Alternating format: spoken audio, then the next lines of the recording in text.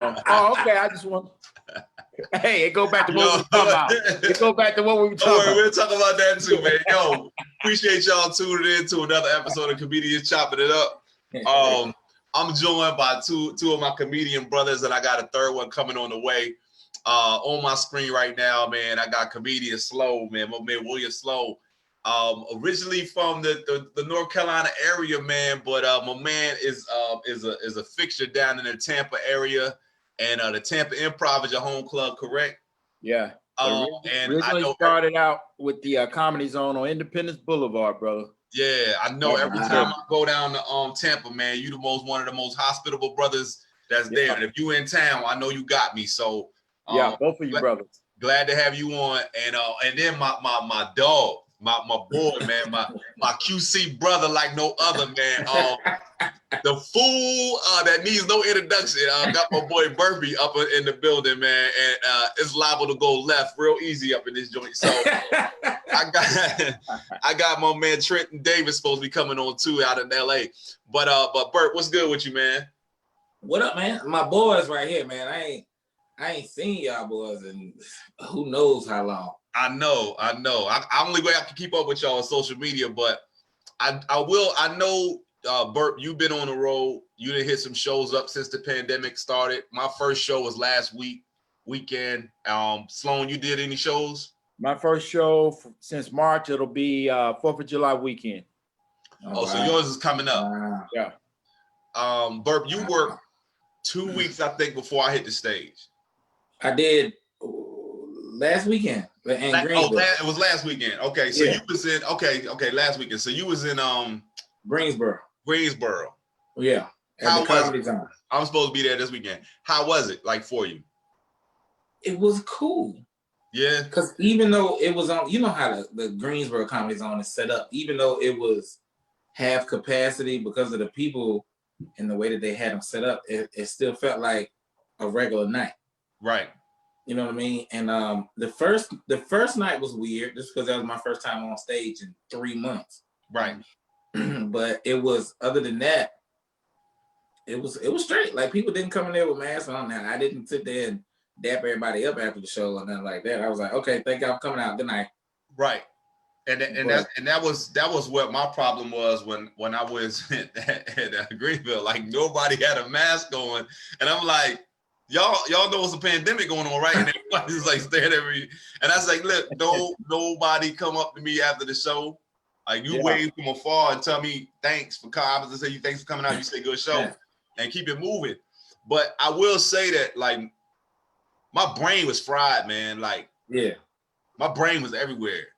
Like, I felt, how comfortable we are on stage. Right. I had no problem standing up there, and I never had problems. I'm at the time frame now where I don't have a problem with silence. I mean, I can stand on stage and be silent for 2 straight minutes with saying nothing and be fine with it. They'll be more uncomfortable than I will being quiet on stage, right? But in my head, I ain't know what I was talking about.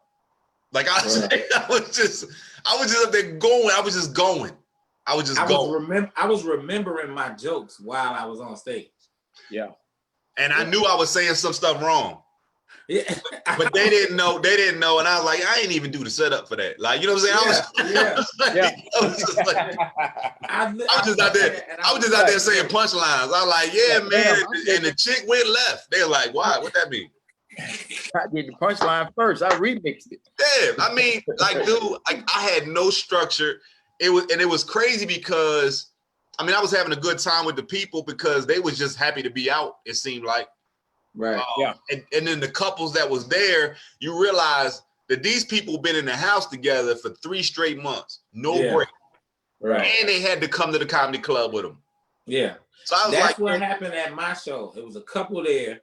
It was the second show Friday night. They went to the bathroom and started smashing in the bathroom. And they came back out. I didn't know, because when they went to the bathroom, Chris Wiles was introducing me. So I was still on the side. But when I got on stage, I've been on the stage for a minute. And they came back. I saw them coming back. So Chico, he popped up at the club, Chico B. Right. I introduced him, brought him up on stage. He leaned over to me and said, you know they was in there smashing. I said, and where? He said, in the bathroom. He walked in and saw him. But he went in on them. They were so embarrassed, he made them leave. Oh man. No, that's the wrong person to go in there and see them doing that. Honestly, you know what I mean? Yeah. But I mean, that's funny. That's weird too, because that's like probably just the excitement of getting out the house. Somebody was excited. Right, just getting out the house, being able to do something that they normally don't do.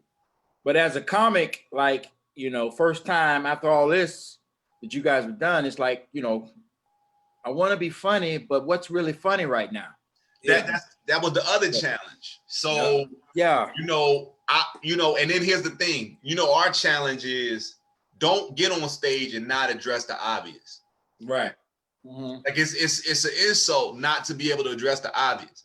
Like if you walk into a room, or for example, what you said, Burpie, for Chico not to address what he just saw in the bathroom would have been a disgrace. So it's like, yeah, you know, they were just smashing in the bathroom, like, like you gotta say something. You gotta say something. It's like when a comedian go on stage and bomb and you go up right after him. Right. You don't get up on there and be like, woo, that was rough. Like, you know what I'm saying? Like, you just gotta be able to. You gotta be able to address it. So that happens a lot in Georgia. Right. So right. So Sloan, what I'll tell you is when you get on stage, like you're gonna have to talk about Corona. Even if you don't want to, you're gonna have to talk about it. Because your experience with Corona is not the same as everybody else's. Exactly. You gotta put your spin on it, even if it's only 3 minutes. Mm-hmm. Yeah. Tiger King, toilet paper, all that. All of that. I got something to say. All of it. I mean, you got to address it all the way from when Kobe Bryant died until everything until now. And we still don't know the uncertainty that's coming up. Right. That's why I feel like after I do this show this weekend, I feel like it's gonna shut back down. I feel like when the notice came out today about North Carolina going back to phase 2 or being in phase 2 for 3 more weeks, and now they making a mask mandatory. I'm like, I already been wearing my mask, so I understand what the problem is. Yeah. These kids, man, they're not wearing masks. They joining up in groups. I see them out at cookout at the little fast food restaurants outside chilling. I see young cats in cars 4 deep, and I know none of them live together. Like I'd be like, y'all don't even look like y'all live together. Like y'all, they be out mingling. This is real. Do y'all know anybody that's been touched by this? This is real, man. Personally, like I don't have any family members that's been impacted. I know people that I know personally that have gotten it. Yeah. My twin had it. Get out. Yeah. Yeah. I had the COVID. Matter of fact, he was in New York right before they shut everything down. He was in New York the week prior to them shutting everything down. Okay. And he came home and wasn't feeling well. And just thought it was like a cold. Because you know, when you travel, travel in all those different climates, you know, your body gotta adjust to it sometimes. But he never shook it. Like 2-3 weeks, never shook it. So he finally went and got tested. And once they got tested, there goes Trent right there. Yeah. Once they got tested, results came back and it was positive. He kept fighting the fever. The fever would go down and then it would come up. It was So he's been through that. So he has the antibodies now. And now what's his attitude though? Is he out and about, or is he still like trying to stay locked down? Still out trying to get people to see him, trying to be cute and shit. Yo, welcome to the broadcast. I got my frat brother, man, out in California, man. Trenton Davis. Trenton, man, what's good with you, man? Man, I'm good. I apologize. I was late. I was running on the live, but I'm good. Don't worry about it, man. I saw you out there. I know why you was late. It's free weed in California. You ain't got a lot of meat. Hey, look, weed ain't never been free. It's weed in California, but it ain't free. Who told you that? If it's free, it's bad. Don't smoke it. Do not smoke that shit. I gotta tell the story of how me and Trenton met. We met of all places in Iowa.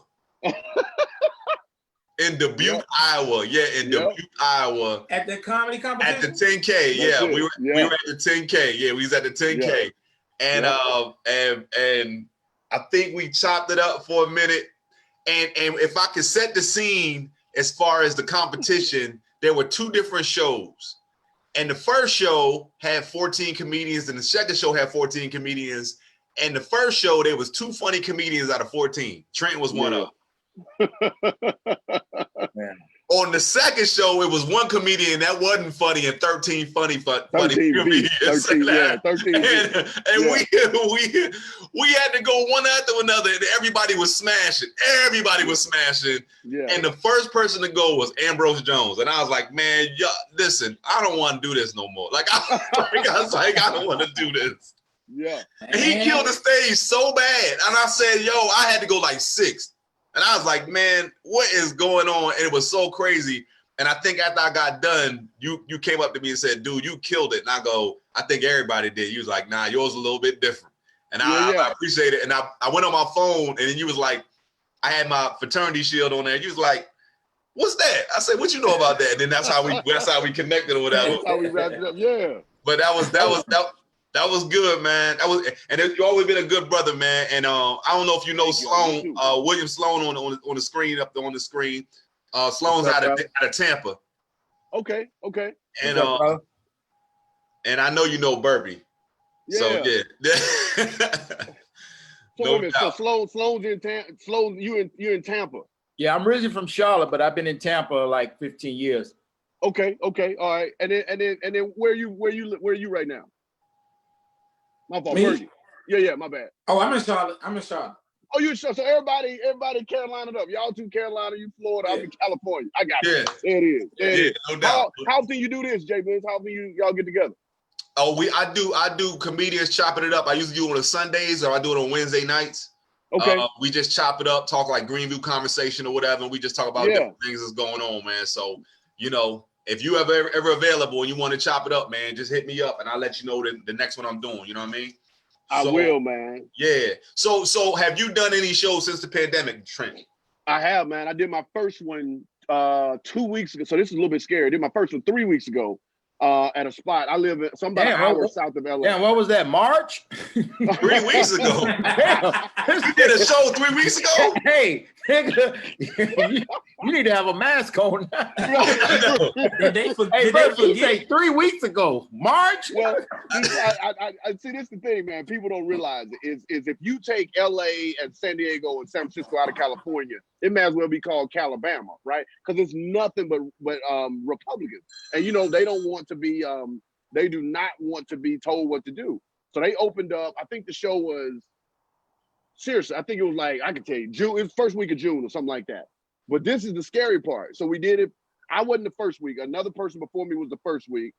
Now I was the second. Then they did a third and a fourth. And then I just got a text from the booker that said somebody at the venue has got COVID, but don't worry, they didn't work your night. And now the venue is shut back down. See? So yeah, so they opened up too quick. Now they shut back down again. So I think they're gonna do that around the country, especially after this DL Hughley thing. That was so crazy because he had no symptoms, like not even know. Yeah. Right. And I felt bad for the people that travel with him because we all know the comedians that roll out with DL. Yeah. So it's kind of like we looking at it like it can happen to anybody. But when I did my show, I brought my own microphone. Yeah. I plugged it in before I hit the stage. When I hit the stage, I did my show, I got done, and I treated it the same way I treated when I'm in the grocery store. I didn't talk to nobody, I don't touch nobody. Don't come to me, I'm not coming to you, stay away. Were you in North Carolina? I was in South Carolina. South Carolina, yeah. So this is my truth. I was in Vegas. I was doing the Comedy Cellar February 24th through March 1st. So right on the front end before people started talking about it. And I'm in Vegas all week, Monday through Sunday, and 2 shows a day, and you shaking hands and kissing babies. Y'all know what it is. Yeah. So this is before the pandemic.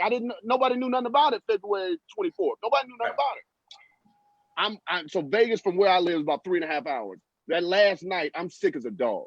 And I'm like, man, I just got to make it through. I drive home. Thank God I had a doctor. I went ahead and was able to get a doctor's appointment on that Tuesday. Mm-hmm. And the doctor said, I feel like you just got a bad case of the flu.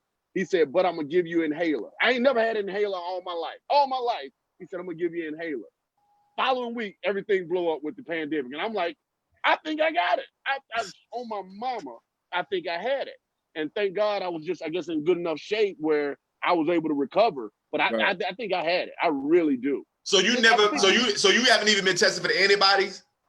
No, I haven't been tested because once I got better, now I'm, you know, and that was so that was, let's say, first week of March. I went back out again on the road and did March 12th through the 16th in Portland.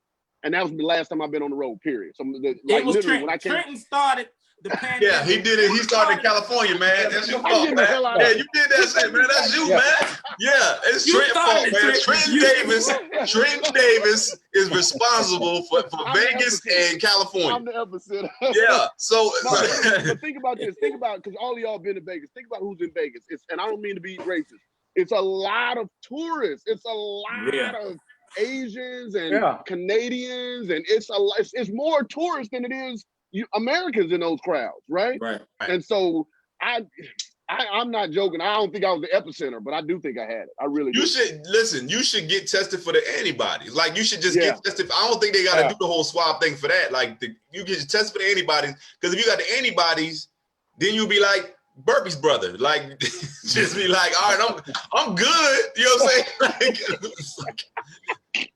Hey, we need to get Trenton blood for the antidote. That's what that's what I'm saying. Like I ain't one of them little monkeys. I ain't one of them monkeys, man. Man.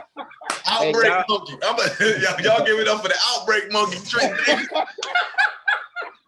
Hey, y'all remember before this started how, you know, after the show you would shake everybody's hands? Yeah. And at the Tampa Improv, if it's the first show, you're right by the bathroom. So you remember the guys' hands coming out? I mean, wet, and you like,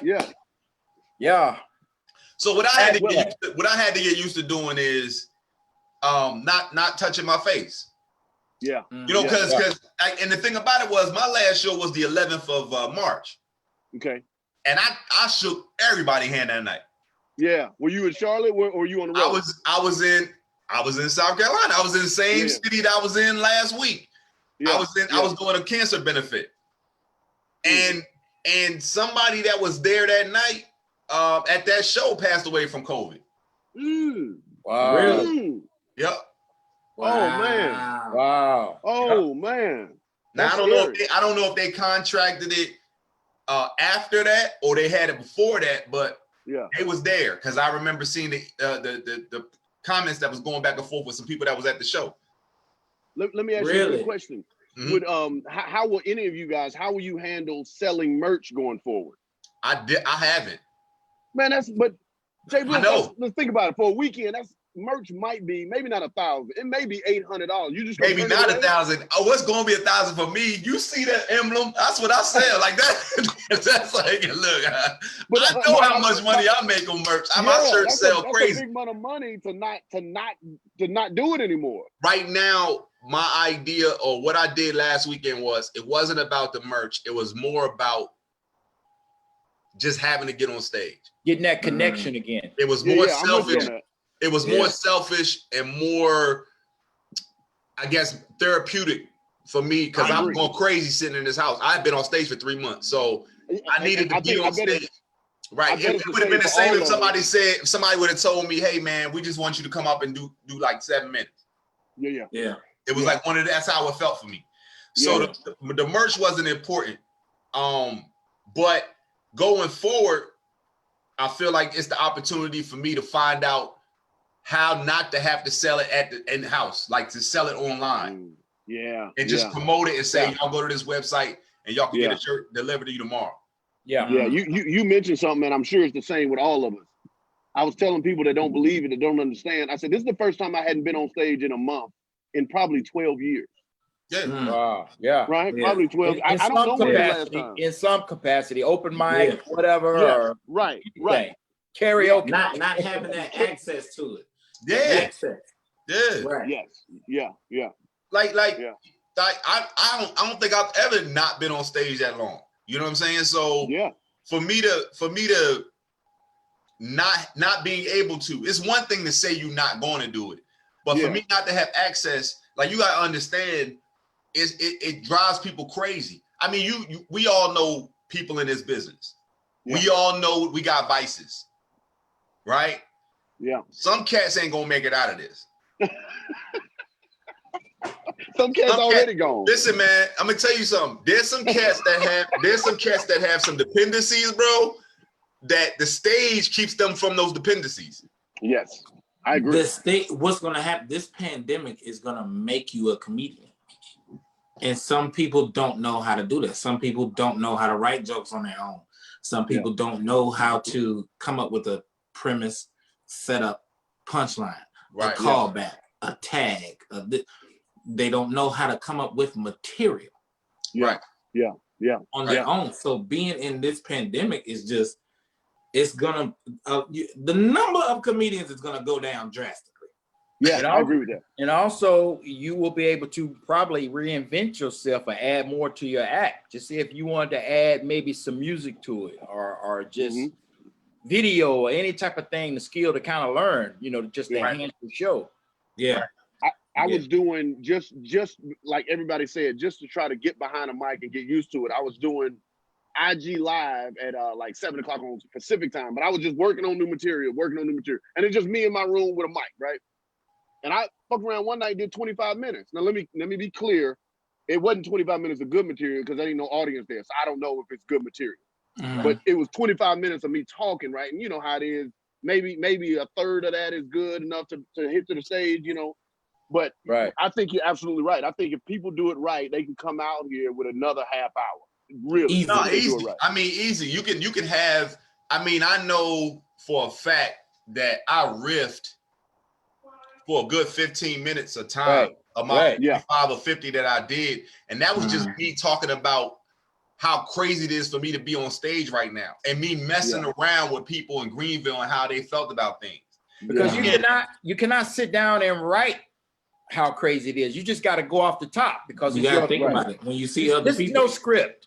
Right. And that's, what, that actually makes me mad. When I was on stage in Greensboro, it made me mad because I was up there, I was thinking of stuff and I was saying it as it came to me, and it was funny. But because I wasn't recording it, because I didn't think of it, because I didn't do it, I couldn't put it in my set. Right. Oh man. Yeah. Yes. So and I don't remember it because we had shows after that. We had shows after shows last week. So I couldn't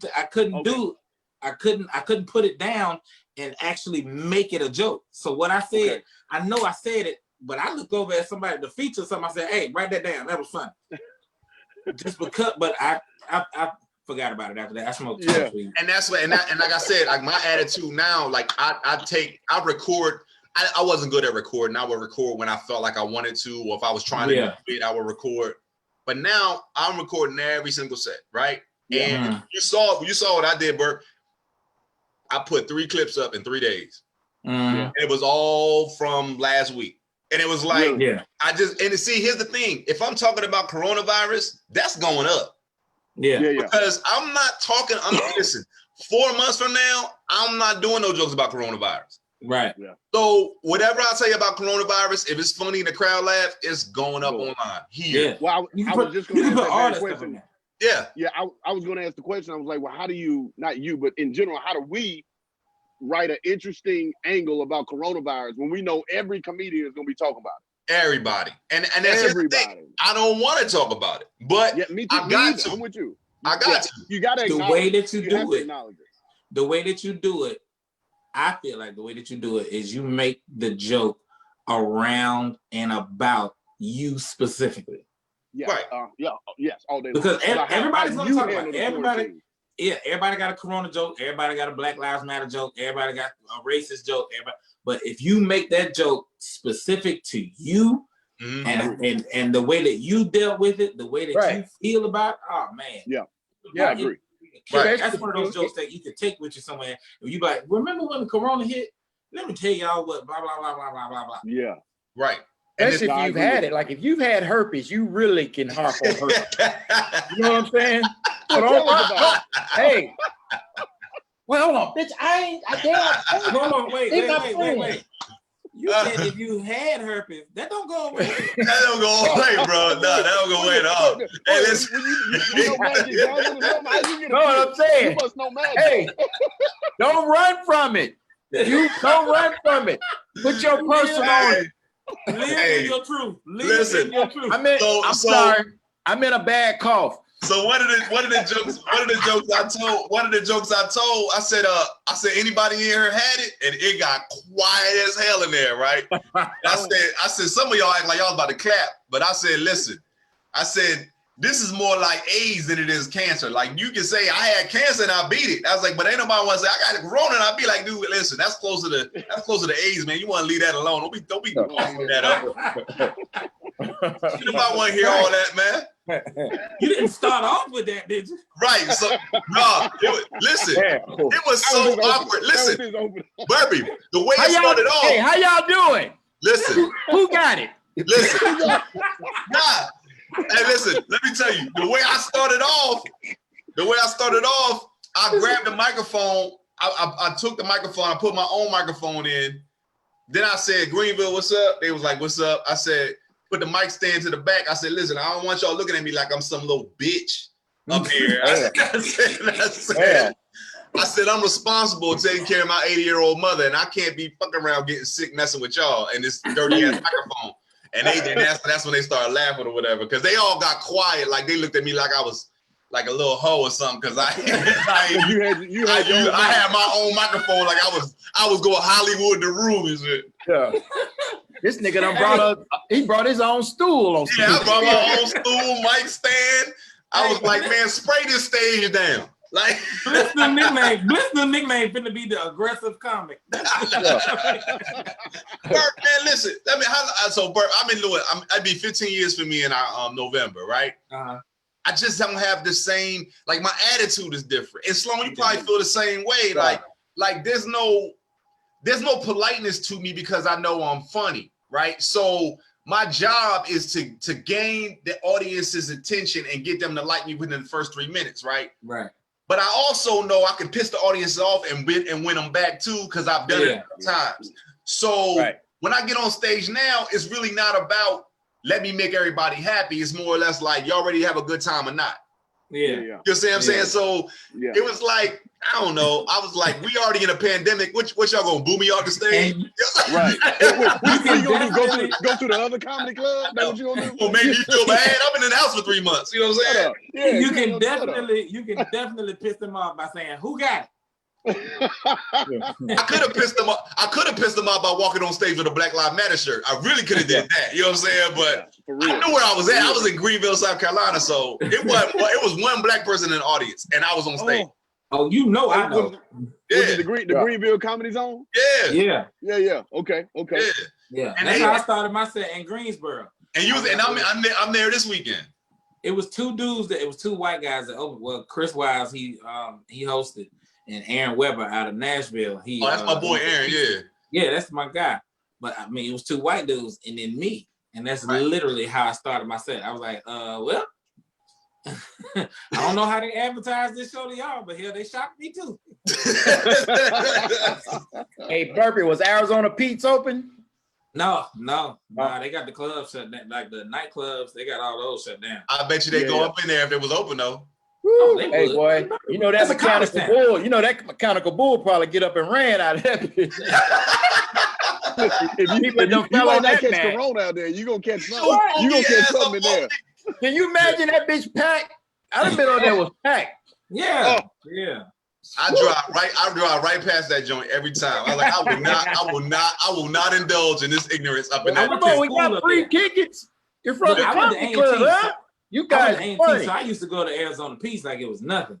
Yeah. But then once I started doing comedy and I saw all them people, no, sir, I'm going back to the room. Cause they leave that club and they be like, "You coming over to Pete's?" I'd be like, "Yeah, I'll be over there." And I'd be like, I ain't going over. I'm gonna tell you why I do go over there and why I don't go back to the room. Because the room they put us in, if it's the same one they put me in, is in the fucking hood and it's nasty as fuck. And I was like, I can either catch AIDS or I can get shot. I'm gonna go ahead with AIDS. At least AIDS gonna be fun when I catch it. Because these niggas, I'm not bullshit. That was the most low budget hotel. They got you in a way better hotel in Greensboro now. Way better. Yeah. They put you like, I don't know. Listen, I don't know where you were, but they like me at the Greensboro Comedy Zone, so I always get a good room. Like, well, you may not remember, man. I don't know if you remember, but I'm from Greensboro. Like, I'm born and raised in Greensboro, went to A&T. So thank God I got people, and I was like, I'm not staying here. I went to stay with a friend of mine. I was like, I'm trying to think where they had you. Was it the Clarion? No, it wasn't even nowhere nice like that. No, it was. He said it was one of those. Clarion was what? Bro, I could find it. It was one of those extended stays. He said I can find it. Oh, it was bad. But I walked in there. All right, so wait a minute. Time out. They was hitting their arm. You just switched the information up. All right. So worst hotel I stayed in ever on the road. Ever. And I didn't even stay. I'm sorry. Worst hotel they tried to put me in on the road. I know what you Columbus, Georgia. Yes, Columbus, Georgia. Listen. Hey. Listen. Hey, Blitz, you go first, and then I'll tell mine, then Burpie, you go. You go first. So I pull up and I see the sign and it said hourly rates. And I was like, oh, hell nah, right? They put you in a whole motel? Listen. So I go to the front desk. I tell them my name. They give me a key, a real key with a plastic, and the doors look like the hotel at the Lorraine Hotel where they killed Martin Luther King. That's exactly how that joint looked. Jay, they gave you a key and some condoms. Listen, I don't even know why I did this part. I opened the door and I pushed the door open and I looked and I said, hell no. Nah. And I shut the door, grabbed my blanket, and I slept in my car. That's like I left at like 4 a.m. And I was like, had a rabbit's foot on it. Yes, it did. Yes, it did. Hey, Julie Scoggins told me, she always got her own room. I said, nah, but I had been going there for a long time. So I roll up. It's suspect with the white girl at the door with the baby in the arm, the 5 work trucks. The door open. She got braids. Wait a minute, she a white girl with braids. Yeah, holding the baby. So I go to my room and they got in the bathroom, they got the paper, like a paper floor mat. Like a floor mat in the bathroom. Hold on. Hey, you said the white girl had braids. She had braids. Her name was Lucretia. I locked the door, but you still could open that bitch. Just enough. So I slept with the dresser at the thing. Up against the door. Yeah. I ain't even unpack my luggage. I say, nah, I ain't. Nah, I bounced, bro. So for everybody who don't know, the name of this hotel was called the Colony Inn. Yep. Oh, that was the name of it. That's right on the hill. Yep. I'll never forget because the first time I ever went to Columbus, like that was my first long trip away comedy show. So you was excited. Right. So there's only like 6 hours. And I'm like, oh, this is a comedy club? I've never been there. No, it's not a comedy club. It's a comedy room. Ooh, they got me a room. They got me a hotel. But it was a good room though. Hey, yeah, go ahead. It's a great room. It's a great room. If you mention that hotel on stage, the whole crowd. Bad as hell. Yeah, they got you. They had 2 murders last year. Wait a minute though. The thing on the bottom of the itinerary tell you don't talk about the hotel. Like yeah. About the hotel. I knew something was wrong with this hotel because they had a driveway. And I don't know the hotel. Yeah. Don't know hotel. Got rocks in the driveway. And when you go check in, it's like a little grocery store. Like a little right. Dude, y'all remember that joint way too much, bro. Yeah. That's traumatization. That's PTSD. That's what that is. Yeah, bro. I was out. And then, so I think the next time I went, I knew immediately to get your own. I got my own hotel. Yeah. And then they was like, oh, no. They got a different hotel now. And I was like, real? They was like, yeah, Howard Johnson. I said, dude, stop. I said, stop, man. I was like, I'm not doing that either. It would even make Howard Johnson. When they moved you at the other one, it was basically Colony Inn with a carport. But I was always scared, like, after the show, you hang out, whatever, you're like, damn, I got to go back to that bitch. Right. You're thinking like, damn, I got to go back. But you know what? The thing about it is the room is so good. And it's a Thursday night. They used to do Thursday night, used to do Saturday, but now only do Thursday. Yeah, I love it. Shows on Thursday, and it's always packed. And I'm like, yo, I love doing the room. So when I get Columbus, I go, but I just get my own hotel. But see, a lot of people don't understand. Them horror stories are hitting that road. Like people think it's another bad one. Glamour. It's another bad one up and before they renovated it up in Harrisburg, Pennsylvania. But that's the thing, yeah. But that was a bad Holidays back in the day. Me and right. Yeah. Right. But the one in Columbus. Go ahead. No, go ahead. My bad. I didn't mean to cut you off. I stayed there in Harrisburg, Pennsylvania, bro. I had to do my show the next night with my Scully on and with a long sleeve shirt because I got ate up by bed bugs. Oh. And I had lumps on my head. No lie. Oh. You remember how Martin looked in the episode when he got beat up? Yeah. I lied on my kids. I lied to you. I did the show hot. I couldn't even, you know how I wear my hats when I get hot, I put my hat back, I take it off. I was up there full Scully on like this. So ladies and gentlemen, what happened? I'm sorry, I got bit by bed bugs. Oh my God. But the hotel they put me up when I did Harrisburg was nice. It was like a little resort. It was nice when they put me up in Harrisburg. They moved it. But you saw recently though, right? No, probably at least 3 years ago. At least 3 years ago. They moved it. That's the newer one that they put you in. Yeah. Okay. So, yeah. But I always do Harrisburg like the end of the year. So I have enough points by the end of the year. I always get my room for free across the street, like all down the street. So anytime I do that, fool with them. But I did a one in Columbus. Oh, yeah.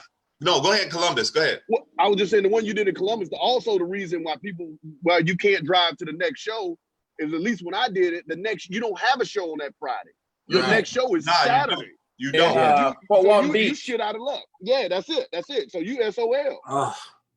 Because I got family living in Atlanta, so I'm good. Like I I burned it up. I met a cop in Columbus. Bad as fuck. I met a cop. Her and her mom. I met her and her. Damn. You met the bad. Oh boy, she was bad. I ain't gonna lie to you. That was a good story. Man. I don't even remember her name. I can find her, but Lord have mercy. Damn. Yeah.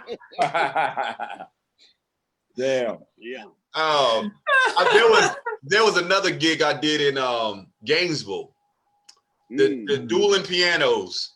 It was a one-nighter, and that condo was horrible. Like I remember going there, and I had no other way of staying because it was the first time I was working for them. I think it was the Yoders, and I was like, man, I don't want to do this gig, and I was like, this condo is funky. I was like, I don't want to stay in this joint. I think I laid on the couch, but I think I took all the bedding out of the closet and put that on there and laid on that. I was like, I'm not touching nothing. I ain't going in that bedroom. I ain't touching nothing. I don't like doing condos. Like if they give you their own condo, I don't like doing. The only one that I did that was nice was with the Virginia Beach Funny Bone. Yeah, that's the Virginia Beach. It's like the one across the street. That's nice. That one have either of you guys? I'm sure you have because you're close to it. Have you done Myrtle Beach? You do Myrtle Beach? Which one? Cabana. Comedy Cabana.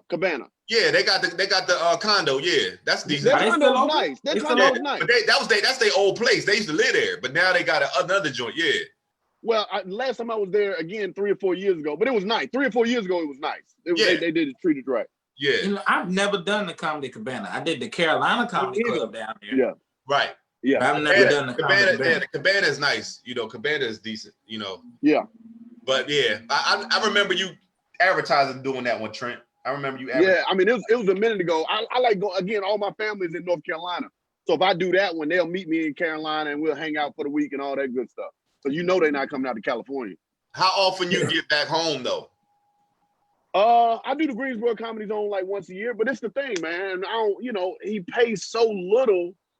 I'm paying to perform, and I would do it. So I've been doing it, let's say 13 years. I would do it 5 years ago. I would do it just to take it on the chin and see my family. I can't do it now. And it's the thing also. Well, you coming from California, man. So that's the thing. You know, it's like if I went to California and somebody said, I'm gonna give you do 3 shows, I'll give you 6, right? Yeah. I know I'm gonna make double that in merchandise. On merch. Yes. So that's where you weigh it. You know what I mean? But see, the difference is when we do what we do, and that's it flips for us. Yeah. Where you're the person in demand, right? That's when you raise the price of the brick, and that's when you get everything you need to get out of it. You know what I'm saying? You're absolutely right. But well, I went to high school, middle school, blah, blah, in Greensboro. And all these white folk are like, when you come to town, we won't see you. And so I'm not going to lie to you and tell you I can get 500 people, but I know I can get 200. I know I can get 200. Yeah. And let me make sure I'm not saying I can get 200 everywhere. But in Green, if I can't get 200 in my hometown, I need to quit. Real talk. And so just think about it. One night at any old, a nice little bar, one night, 200 people, $10 a ticket, that's still $2,000. Even if I split it, that's $1,000. Well, Trent, here's the thing, Trent. Like, and honestly, the way you do it is you coming home, you're gonna be home. The deal is do your own door deal and go somewhere else. That's it. I know, but you know what I'm saying? But I don't, and we look at it as a vacation. Look at it as a vacation. Right. So, I agree with you. I just don't make a little change. Piss off Comedy Zone, because if they piss off Comedy Zone, now I'm not doing Atlantis. Now I ain't doing none of them. Well, here's the thing, Trent. Like the way I look at it now is different. And I mean, you can try to say you don't want to piss people off, and I get it, man. But you got to realize your worth, man, and realize that. Yeah. I mean, you could say that 7 years ago. But now the way this. Like you can literally do a Cash App show and know you're gonna get what you're worth. Yeah. Right. Yeah. Thing about it is like you providing the entertainment, they providing the venue. They gotta make their money. I get it. They gotta keep the lights on, they gotta pay their staff, they gotta do all the things that they gotta do. But they still gotta have somebody on stage telling them jokes. They got to. I agree. Now, I agree. The thing about it is they can get anybody to tell them jokes. Yeah. But them 200 people that was coming to see you, they're not gonna be there. You only doing it once a year, Trent. Who you really pissing off? Yeah, that's true. I agree. You see what I'm saying? You live in LA. You live in LA. You don't live here. You got to know your worth. If you don't have merchandise to sell, you're not. Yeah. No, I agree with you. I just don't do it. Right. That's the answer. Is I just don't do it anymore. I go and I'll go see people. I just won't perform. Right. Yeah. How about this? How about, and I'll go first. How about the venue that you really like to play that with? It's most convenient. I'll go with the Jacksonville. Okay. And the room is right there. Mm. I like how the stage sits high and it's low with the crowd, and they packed it out. I'm not allowed to perform there no more. Comedy Jacksonville Comedy Club. Yeah, I got kicked out. I'm not allowed there no more. No. Wait a minute. Oh, in the Comedy Zone? Yeah. Hey, no wonder when I said that you were like. I started laughing, yo. I was like, oh, that was what you do? Get kicked out? I ain't do shit. Listen, so I get along with everybody. You didn't teach the class on Saturday? Nah, I went down there. I went down there because of the open mic alert thing. I was down there for a 2-week bid, like during the Christmas holiday. Like they do Sean. They do the 2 weeks, right? So I was there, and he was telling us, like, try to promote the show as much as you can. I got some comps I can give y'all. We like, all right, cool. And the last show, I had 20 comps. I had 10 for the first show, 10 for the second show. And he was like, it's only one show. I was like, since when? He was like, we changed, it's only one show. I said, man, I had like 20 comps. He's like, I'm not giving out 20 comps. I was like, man, I don't even think 20 people won't show up. I was like, but they wasn't coming otherwise. And if it's sold out, don't worry about it. But it wasn't sold out. So I ended up giving out like 17 comps. And he was pissed off. And he never brought me back. Oh, really? Damn. Well, like you said, it's okay now to not do some rooms. I'm okay with it now. And I'm cool with it, because I was like, yo, that's 17 people that came in. That was 4 tables that averaged $150 for food and drinks. Right. And you mad because they didn't pay to get in. Right. You made money regardless. Made money regardless. Yeah. That's it. Yeah. So it was kind How of like about you, Sloan? So Sloan, your favorite is Jacksonville. Jay, what's your just for the favorite? convenience, I don't have to stumble back to the room. It's right there, but you know, I got you. right. I love my home club down here in Tampa in Ybor City. So Yeah. Hey, and real quick, Trent, while we on this live, with your story you told about Greensboro, I got a Comedy Zone bookers looking at this right now. He said they would not hurt that. That would not count against you. They wouldn't hold that against you. So that's the whole thing. Like, you got to realize that, like, what you think people might look at you differently. You got to realize you're not a 6-year comedian or 4-year comedian. You know what I'm saying? Somebody that they're trying to, like, you got to realize you're a home person. If you're not getting what you want from the club, you got to go do what you got to do. You got to go do what you got to do. And Trent, they will respect that more because they know and they see the hustle. You're not just sitting around waiting. And what happens if you do it by yourself and you bring in 350 people? Right? They're gonna say, yo, let's work something out. Let's do a door deal the next time. Shit, if you bring home 175, that's what I asked them. That's what I asked them. I said, can we do a door deal? Because all 4 shows sold out. And then honestly, for me, all 4 don't normally show out. They'll sell out. The first ones will sell out, right? The first one Friday, first one Saturday. But because I was bringing so many people, I mean, my parents, 74 years old, they was coming in. It was like a family reunion, right? And so everybody coming in, I'm like, you got to do a door deal. But, you know, like I said, I ain't mad at you. Right.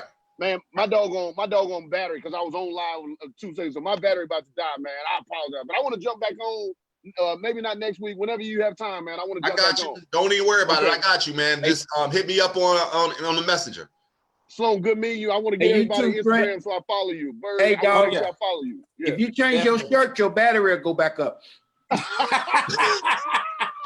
knew y'all weren't gonna let me off with that. No, you won't get off. You got that in Vegas. You got that in Vegas. It say COVID on the back. What's your Instagram, real quick? He got that shirt from Tommy Bahama. You sell caravans. No, my Instagram. What's your Instagram? Mine is I am Burpie. BURPIE. It's all one word. All right. Hold on. I got you right now. Just hit you. All right. Okay, Sloan, what are you? It's SLOAN @III, 3 I's. Okay. There it is. Bet. I got you. And Jay Bliss already got you. Thank you, man. I appreciate you, man. All right, dude. Appreciate you, man. Hey, I'm gonna holler at you. I hit you both y'all when I'm in North Carolina. I hear both y'all. Definitely. No doubt. All right, Trent. All right, so y'all, like, so you say best gig. So you said it was Jacksonville. You felt like Jacksonville was the best gig. I feel like the club that I love performing at the most is obviously my home club. So, because I'm home and the way the Comedy Zone is set up, the ceiling is low, the audience is right on front of you, and it packs out. It's no better sound. Even when I did my album there, it's no better sound in that room for me. But on the road, I would have to say it's either the St. Louis Funny Bone or it's the the Kansas City Improv. Okay. Yeah. I've never done either of those. Okay. But my favorite is easily the Stardome. I was going to say that, and the thing about it is, thing about the Stardome for me is so long of a drive. Like that's the only thing that it's so long of a drive, right? But that normally, if you make a 7-hour drive, 6-hour drive, because the drive don't seem long to Columbus, right? To Columbus, Georgia, but because it's a whole bunch of nothing going out there, right? To the Stardome until you get to Birmingham. You go through them back roads, bro. What? Yeah, Alabama. Hey, it's some parts of Hoover, man. Beautiful parts of Hoover. Yeah, but them back roads before you get to Hoover, like when you go on them back roads before you get to that main highway, dude, if my car break down, I swear to God, I was like, listen, bro, I make sure I'm gassed up in that part of town. I don't know where I am, but I'm gonna get through there. But the club, the Stardome, man, it's the way the club is set up. The people that come there, number one, because that is an honest crowd. Yes. Oh, hey, you think that ride down there long? Don't bring it. Be terrible. Yeah. I didn't see some people eat it there, man. But listen, it's so packed in there on a Tuesday, Wednesday, and a Thursday. Right, exactly, exactly. And they trained, man. And it's like, it's so dope. Yeah. So dope. I love the hotel is nice too. Decent. The hotel is decent. Yeah. And it's right next to the Jim and Nick's. Yeah. That boy love that Jim and Nick's. He love that. The first time I did the start on, he said, "Oh, you going down the start on? Make sure you hit that Jim and Nick's." Jim and Nick's though. I said hit that Jim and Nick's though. Yeah. Hey, I saw it, but I never went. It's tight. Listen, that's when I first found out about it. I went to the Jim and Nick's, and immediately as I started eating my food, I took four forkfuls of food, and I started looking on my phone to find out where it was in Charlotte. And I said, yo, this joint is right by Concord Mill. And I was like, man, look, I was like, no. Yeah, so Jim and Nick's, bro, that's it. That's a good spot. And I think last time I was there, I went to some hole in the wall barbecue spot. And they the brick joint where they make the, all I know was red, white, and blue on the outside. And me and Ronnie Jordan was there. And when I tell you we had so much food, it took me 2 days to eat that food. Bruh, I went out there with Donnell Rollins, and we went to some barbecue spot where they put the barbecue in the brick fireplace and made it. It was over there by UAB. I forgot the name of it though. Damn. But that thing was so that was downtown. That was downtown. Yeah, that was downtown. Funny man, I think Funny Man took us over there. He took us over there because we went to some Taco Tuesday place downtown, and then I think we went there the next day. Yeah. That's a nice little spot over there too. Birmingham is actually a nice city. Yeah, right. It is. Yeah, it's like the first time I went, I was like, "Oh Lord, I'm going to Alabama." They probably still think Rose Box ain't shit down here. Sloan, do you remember the room in Belmont? Yeah. You remember? That's where I met you. I met you, and your brother was there, and your dad was. And when did God, what's that guy name? Millwater, Johnny Millwater was there. Yeah. So I remember that small room, but it was quaint and it was nice. The setup was nice. But that's like the Matthews room. Remember Matthews? Matthews was crazy. That's when I first started doing comedy. Yeah. You talk about a hotel. Yeah. So Bert, you was doing comedy in right when Matthews had a room. So out Independence, like out in Matthews, there was a comedy zone out there, and it was like it was a bar. It was a bar, and the room was in the back, kind of like Fort Mill used to be, but it was like that. And I tell you, when I first started, it was me used to go up there all the time. Sean Jones, Ryan Van Genderen, like all of those people used to be up in that little room in Matthews, and they had a good crowd. Used to come out every week. Yeah, in Matthews. Well, I always heard about the one on Independence. No, this was Matthews off Independence in Matthews, but then the one on the Comedy Zone Independence was what we used to call Scandalos. Yeah. Wow, that was a nice setup too. Scandalos was a nice setup for comedy. It was better when it was the Comedy Zone. Really? Yeah, it was way better. See, I didn't know. I wasn't around doing comedy when the Comedy Zone was there. Tickle Me Tuesdays was jam packed like you would not believe. I mean, it was just wall-to-wall people in the outside in line trying to get in, and it on a Tuesday night. And I remember they had them little poker chips. You had to have a poker chip. You had to get a poker chip to get out because you had to have two. It was a 2-drink or 2-item minimum. Yeah. And you didn't get that poker chip, it'd be a line, but people trying to get out. They like, yeah, you ain't got your poker chip, you can't get out. And then before then, the comedy there was Nate Smith, Kevin Hart's manager. Right. Yeah. Used to book it down there on Tuesdays. I used to go down there and do it. Me Tuesday. Onex, all of man. Onex, Chris Funny Man, Afion Crockett. Earthquake. He started. Bruce. They all would come from Georgia, man. Yep. Really? Yeah. Yep. See, that's what I think. I think something like things like that is what's missing from comedy now, because you don't have people call it the Chitlin Circuit, which is a horrible name, right? But we needed that as comedians. We needed the Chitlin Circuit. Number one, back then they wouldn't let us perform in their club, but even as it got into the 80s, the 90s, the 2000s, doing a black room, a successful black room, that made you a good comedian. Yeah. If you could go in there and you could, because black people don't want to laugh, they don't want to laugh at anything. The first thing a black person say when they come to any comedy show is, "This motherfucker better be funny." That's the first thing they say. And no matter who they are, they better be funny or they better make me laugh. One or the other. And they will sit there the whole time like this. Hey, like, that's the Miami Improv. Imagine Benji hosting. He doing about 40 up top. And then Marvin Dixon got his night too. Oh.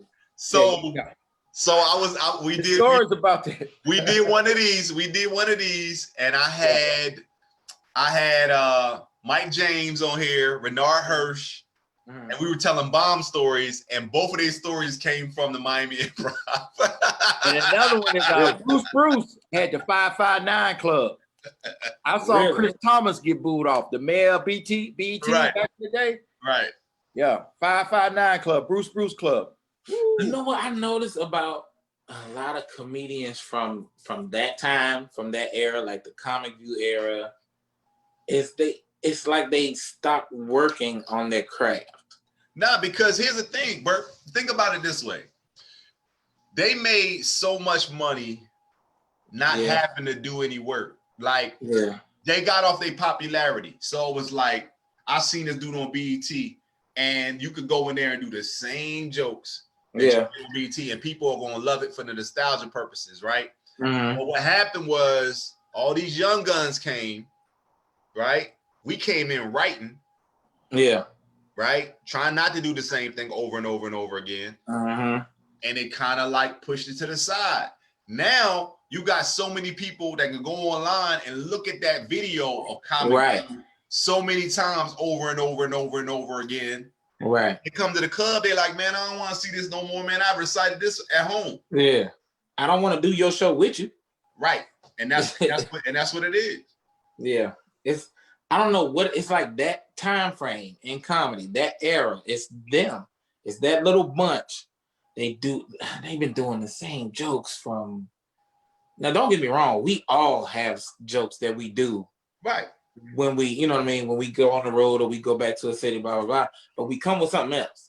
You got to come with something else. I feel like if someone see me 1 month and they see me again 6 months from then, I better have some new stuff. Yeah.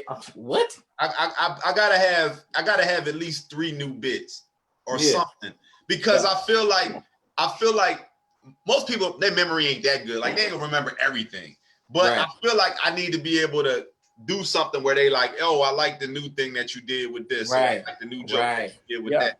And that's why I say the St. Louis bid was so good, because I did St. Louis for the first time, and I sold out a show on a Saturday. I'd never been to St. Louis a day in my life. Then the room sold out. And I was like, and people was like, man, we see you on YouTube, man. You funny. I'm going, you looked at that on YouTube and you like that? I was like, so I'm laughing at that. I go back 6 months later, and I had a new 20 minutes, because I do the new 20 minutes every time I do my birthday joint. Right. And I put the new 20 minutes in. Dude was like, man, I seen you in January, man. It was July.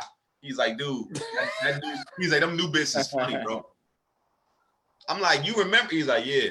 He's like, them new bits is funny. I came back. People pay attention to that. Yeah. People pay attention to that. When I was in Greensboro, I was like, somebody came up to me, they was like, yeah, I heard some of that stuff before, man, but that new stuff that you did, oh, that was fucking hilarious, dude. I can't wait to see you again when you come back. I said, hold on, I'm not coming back that quick. Calm down. This shit here going to have to last at least another 8 months. Well, it should force you to write more. Like you really should challenge yourself to write way more than we do. But you know, us being out of New York and not in LA, right? So Trenton left, he's in LA. We're not in New York. New York can get on stage every night if you want to. Minus the pandemic, right? So if you're on stage every night, then you can challenge yourself and go, yo, I'm doing the brand new 5 minutes that I have. I'm not doing the stuff, right? Right. You do that 3 weeks in a row, you should have 20 minutes. Right. You should. How often are we getting on stage? I know I'm not getting on stage every night. I'm getting on stage maybe 3 weekends out of the month. Right. Right. That's the thing, especially being here. But the one thing that works in my favor is I kind of have that radio is my stage. Right. Because I get even on that show, I get that time to where it's me. I talk about whatever I want to talk about. I can make it funny. I can make it serious. I can do this. That's my workout time. All right, you know you got an audience.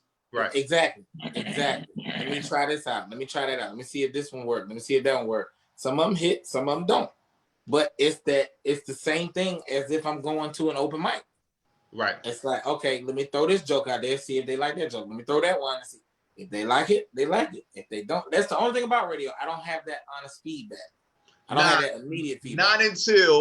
Not until, and they probably can do it, not until y'all do a live feed. And y'all probably can. Y'all could probably do a live feed and get people's reaction, mute them, put a screen up, have people laughing or whatever, and you can actually get that honest feedback if you wanted to. Yeah, I can go live. But here's the thing you can also do, Bert. You on Zoom right now. You can actually set up a Zoom, mute everybody's microphone, right? Yeah. And just go, yo, y'all can look in live from Zoom at the studio. Yeah. And as you're doing your bits, you can actually just look at the reaction. True. You see what I'm saying? So like, especially during this pandemic, these niggas ain't up at 6 o'clock in the morning. You'll be surprised, Bert. You'll be surprised. You put that link on your Facebook. People nosy, man. They're gonna be like, let me see what they do. They all nosy. They all nosy, man. The nigga be like, password, man. I ain't. That's like, well, they better let me in here for free. No doubt, man.